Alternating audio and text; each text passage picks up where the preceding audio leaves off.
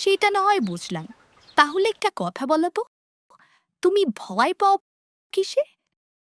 প্রশ্নটা শুনে ঠোঁটে চেপে হাসলাম আমি। নেহা মেয়েটা কলেজ সেকেন্ড ইয়ারের ছাত্রী হলেও তার প্রফুল্লতার খিলখিলানি হাসিটা দেখলে তাকে সবে ক্লাস 7-এ ওঠা মেয়ে বলে মনে হয়। হাতের কফির কাপটা রাখলাম টেবিলে। আমি বললাম, আমার অ্যাকচুয়ালি ভয়টা আসে না। না, এটা তো মানতে পারলাম না। সবাই কিছু না কিছুতে ভয় পায়। সত্যি করে বলো না ফারহান, তুমি কিসে ভয় পাও? অদ্ভুত উৎসাহ তার চোখে। খুব বেশি দিন হয়নি মেয়েটার সাথে পরিচয়, আলাপ, তারপর প্রেম। যথাযোগ্য একটা উত্তর দেয়া উচিত। বললাম, ভূত। খিলখিল সেই হাসি হেসে উঠল সে। আবারও প্রতিটা মিলি সেকেন্ড আমি দেখলাম প্রাণ ভরে। প্রশান্তির চাহিদা সবখানেই। তখন রাত 9টা। বাসায় ঢুকে পকেট থেকে ফোন আর মানিব্যাগ বের করে রেখে ফ্রেশ হতে গেলাম।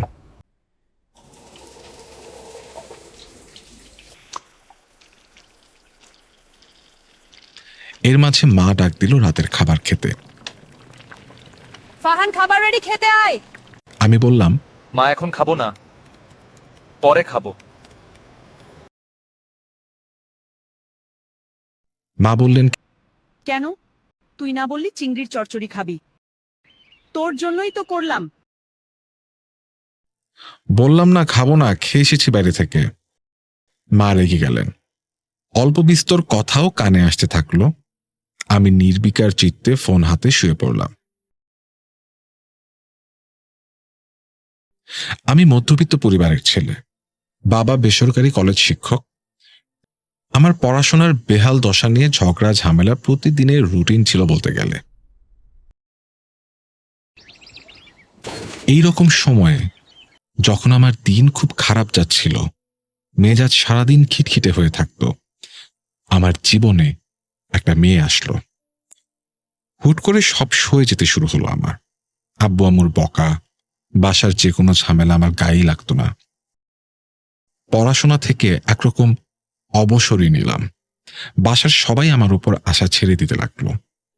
একদিন আড়ি পেতে আব্বুকে রীতিমতো বলতে শুনলাম আমি একটা নিভে যাওয়া সম্ভাবনা। এসব ঘটনা আমার মনে বাবা মায়ের প্রতি একটা তাচ্ছিল্য বোধ সৃষ্টি করেছিল, যেটা হওয়ার কথা ছিল না। সেদিনও রাত 9টা বাজে। নেহাকে ওর বাসায় রেখে নিজের বাসায় ফিরছি। এই রাস্তাটা এশার নামাজের পর থেকে অসম্ভব রকম শান্ত থাকে। একটা রিক্সাও এদিকে পাওয়া মুশকিল।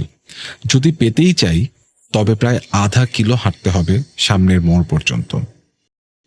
ছোট থেকেই আমি বাউন্ডুলে স্বভাবের, ভয় কমই পেতাম। রাস্তা যথেষ্ট চওড়া, ডানে মোড় নিলাম। দূর থেকে আমার একটা জিনিস চোখে পড়ল। ছাড়া ছাড়া ভাবে রাস্তায় যতটুকু আলো, তাতেও প্রায় স্পষ্টই দেখতে পেলাম রাস্তার ধারে কিছু একটা নড়ছে। আমার চোখের সমস্যা, দূরের জিনিস স্পষ্ট দেখি না, কিন্তু প্রায় 60-70 গজ দূরে ওই আলো আধারের মিশেলে আমি দেখতে পেলাম একটা বাচ্চা বসে আছে। দূরের কিছু দেখতে নিজের চোখের ওপর বিশ্বাস ছিল না বললেই চলে, তাই কৌতূহল আমাকে টেনে নিয়ে গেল সেদিকে। দ্রুত হেঁটে যতদূর গেলাম, ক্রমেই বাচ্চার অবয়বটা স্পষ্ট হতে লাগলো। আর একটু এগিয়ে গেলেই হয়তো স্পষ্ট বুঝতাম সেটা কি। কিন্তু পেছন থেকে একটা শব্দ হলো। আমার প্রতিটা শিরা তটস্থ হয়ে গেল, গায়ের লোম বসে থাকলো না। জানি না আতঙ্কটা কোথা থেকে আসলো। আমি পেছনে ঘুরে তাকালাম। একটা রিক্সা। ভয়ে ছেড়ে যখন বাচ্চাটার দিকে তাকালাম, দেখতে পেলাম ওখানে কিছুই নেই। ঠিক মেলাতে পারলাম না, নিজেকে বোকা মনে হতে লাগলো। কারণ ঠিক 1 সেকেন্ড আগেও ওখানে আমি যেটা দেখেছি সেটা আর নেই। তাহলে আমি কি ভুল দেখলাম? চিন্তা ভেদ করে রিক্সাওয়ালার ডাক কানে ঢুকলো, মামা যাইবেন? চলেন। আমি বাড়ি ফিরলাম। পরের দিন আমি নেহাকে ঘটনাটা খুলে বললাম। আবার সেই খিলখিলানো হাসি। তার হাসি আমাকে মেনে নিতে বাধ্য করল যে এটা আমার চোখেরই ভুল। ঘটনাটা আমার ভাবনার ভেতরে আর জায়গা পেল না। সেদিন ফিরতে দেরি হয়ে যাচ্ছিল, তাই আমি নেহাকে বাড়িতে রেখে আসতে পারিনি। রাত প্রায় 10টা, আকাশ মেঘে ঢাকা। রাস্তার লাইটের আধিপত্যকে সমর্থন জানাচ্ছে না প্রকৃতি। আমি যেই রাস্তা দিয়ে ফিরি সেটা খুব সরু, একটা রিক্সা যাওয়ার মতো জায়গা নেই। গলিটা যেখানে শেষ সেখানে আরো একটা গলি একটা রাস্তার সাথে মিলেছে। গলিটার শেষে সেই 3 রাস্তার মোহনায় থমকে দাঁড়াতে হলো আমাকে। আবার সেই একই দৃশ্য স্পষ্ট দেখতে পেলাম। একটা বাচ্চা কিছু একটা সামনে বসে খেলছে নিজের তালে। মাথা কাজ করা বন্ধ করে দিল মুহূর্তের সাক্ষী হতে গিয়ে। কারণ আমি এবার ভুল দেখছি না। এত কাছ থেকে কেউ ভুল দেখে না। আমি থামিনি, ধীর পায়ে হাঁটছি বাচ্চাটার দিকে। মোটামুটি 10 হাত দূরে থেকে স্পষ্টতার কিছু বাকি থাকলো না। কানে ছ্যাঁচ ছ্যাঁচ শব্দ আসছে। আমি শুনছি যেন কোনো তরলের স্তরের ওপর কেউ আঘাত করছে। ধপ ধপ করে যেন কেউ শরীরের ভেজা অঙ্গের ওপর আঘাত করছে। আমি খেয়াল করলাম বাচ্চাটার সামনের জিনিসটা অন্য কিছু নয়, একটা দেহ। তার বুক চেরা, আর তার বুকের ওপর থপ থপ করে হাত দিয়ে নিজের মনে খেলছে বাচ্চাটা, হাসছে, এবং তার হাতের আঘাতে দেহটার চেরা বুক থেকে রক্ত ছিটে এসে পড়ছে বাইরে।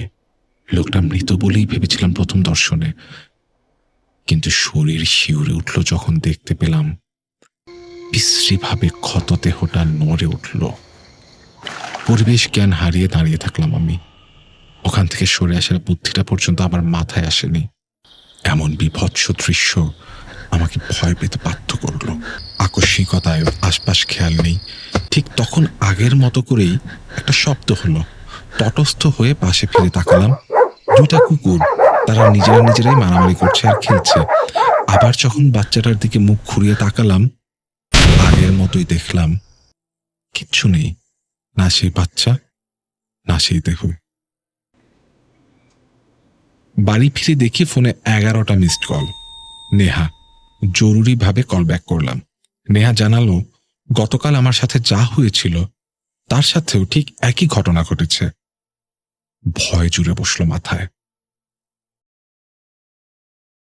পরের দিন সকালে আমি রাতের ওই গলিটার সামনে গেলাম, কিন্তু কোনো রক্তের দাগ সেখানে নেই। বুঝলাম না বাসায় বলা উচিত কিনা। 2 জন মানুষ একই রকম চোখের ভ্রমের সাক্ষী। নেহার মনে ভয়ের দাগটা তার চেহারাই বলে দিতে লাগলো প্রতিদিন।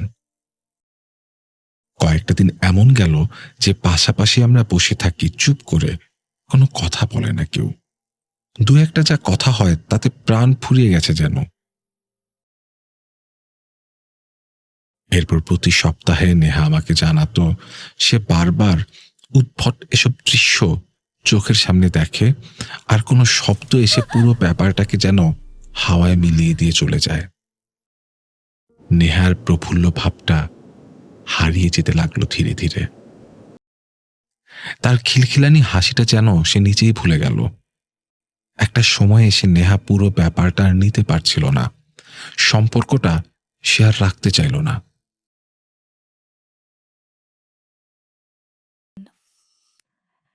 আমি আর পারছি না। আমার মনে হয় আমাদের একা থাকা প্রয়োজন। তুমি কি বুঝতে পারছো আমি কি বোঝাতে চাচ্ছি? আমি এত কিছু বুঝি না নেহা। আমি শুধু বুঝি এই সময় তোমাকে আমার সবচেয়ে বেশি প্রয়োজন। তুমি কি সেটা বোঝো? তুমি কেন বুঝছো না? তোমার আমাকে প্রয়োজন হতে পারে, তবে তোমাকে আমার প্রয়োজন নেই। Please leave me alone.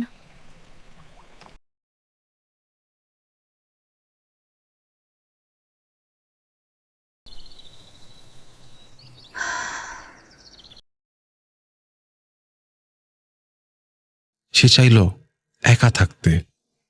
আমিও বুঝলাম সবটুকু। চুপ থেকে দেখলাম নিজেকে এই অবস্থায় একা হয়ে যেতে। এর পরও 2-3 দিন আমার সাথে একই ঘটনা ঘটল। একবার দেখতে পেলাম একটা মহিলা বাচ্চাটাকে কোলে নিয়ে বসে আছে, আর বাচ্চাটা মহিলাটার হাতে কামড় দিয়ে রক্ত বের করে ফেলেছে। আরেকদিন দেখতে পেলাম একটা হাত কাটা পুরুষ মানুষের পাশে বাচ্চাটা ওই শরীর থেকে বিচ্ছিন্ন হাতগুলো নিয়ে খেলছে। ঘটনাগুলো যেন আমার কাছে স্বাভাবিক হতে শুরু করলো, আকস্মিকতা কমতে লাগলো। কিন্তু আমার মানসিক অবস্থা বিগড়ে গেছে ততদিনে। নেহার সাথে আর কিছু হয় কি না তা জানার ফুরসত নেই। সে ফেসবুক ডিএক্টিভ, নাম্বার বন্ধ, আর সে বাসা থেকেও বের হয় না 2 সপ্তাহ হলো। এদিকে বাবার কঠিন জ্বর, আর 4 দিন হলো। এত কিছুর মাঝে আমার ওদিকে ভ্রুক্ষেপ করার মানসিকতা ছিল না। তোর আব্বুর শরীরটা খুব একটা ভালো না, একটাবার পাশে গিয়েও তো বসতে পারিস। আমি নিরুত্তর থেকে নিজের ঘরে থাকতাম যতক্ষণ বাসা আমার ঠিকানা। সেদিন এক বন্ধুর বাইক নিয়ে গেলাম ভার্সিটি। ফিরতে রাত হলো, প্রায় রাত 10:30। নদীর ধারের ফাঁকা রাস্তা দিয়ে কেন যেন ইচ্ছে করলো যেতে। বাঁধের পাশ দিয়ে গতি বাড়িয়ে চললাম বাতাস খেতে খেতে। হেডলাইটের আলো রেঞ্জের বাইরে কিছুই দেখা যাচ্ছে না। হুট করে আলো পড়লো রাস্তার সামনে একটা ছোট্ট শরীরের ওপর। একটা বাচ্চা হাঁটতে হাঁটতে রাস্তা পার হচ্ছিল। এত ছোট একটা বাচ্চা হাঁটছে, সে চিন্তা আমার মাথায় তখন আসেনি। আমি চমকে উঠেছিলাম। ব্রেক করে কোনো লাভ হবে না আমার জানা ছিল, কিন্তু তাও ব্রেক কষলাম। ঠিক বাচ্চাটাকে পাশ কাটিয়ে যেতে নিয়ন্ত্রণ হারিয়ে ফেললাম। বাইক চলে গেল আমাকে ছেড়ে প্রায় 10 গজ দূরে, আর আমি আছড়ে পড়লাম পাশের একটা ফুটপাতে। হাতের ওপর শরীরটা পড়েছে। নড়াতে যখন পারলাম না, বুঝলাম হাতটা ভেঙেছে। চারপাশ ঝাপসা। খোলাটে চোখে দেখতে পেলাম বাচ্চাটা হেঁটে আমার দিকে আসছে। এত ছোট একটা বাচ্চা, সে কিনা হাঁটছে আর আমার দিকে আসছে। আতঙ্কে ছেয়ে গেল আমার মেরুদণ্ড।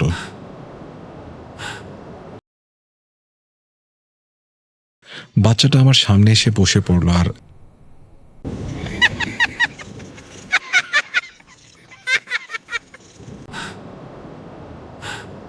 এক হাত বাড়িয়ে আমার হাঁটু ধরতে এলো, যেন সে আমার কোলে উঠবে। আমি জ্ঞান হারালাম। জ্ঞান ফিরে দেখলাম আমি হসপিটালে, হাতে মাথায় এক গাদা ব্যান্ডেজ। পাশে আব্বু বসে আর আম্মু দাঁড়িয়ে। আব্বুকে আমার জড়িয়ে ধরতে ইচ্ছে করলো, কিন্তু নড়তে পারলাম না। ভালো হাতটা দিয়ে আব্বুর হাতটা ধরলাম, আর টের পেলাম তার শরীরে এখনো জ্বর। চোখে পানি আসলো। বাবা মায়ের প্রতি সব ধরনের ভুল ধারণা উড়ে গেল। কোনো কিছু আর মাথায় আসলো না, শুধু আব্বু আর আম্মুকে পাশে দেখে। হাসপাতাল থেকে বাসায় গিয়ে আমি প্রায় সেরে উঠেছি তখন। বাবা মায়ের সাথে ইদানিং অনেক সময় কাটাই, গল্প করি, হাসাহাসি করি। পড়াশোনাতেও কিছুটা মন দেওয়ার চেষ্টা করছি, কিন্তু সব স্বাভাবিক হয়ে গেছে। দুর্লভ মনের শান্তিটা আবার ফিরে এসেছে।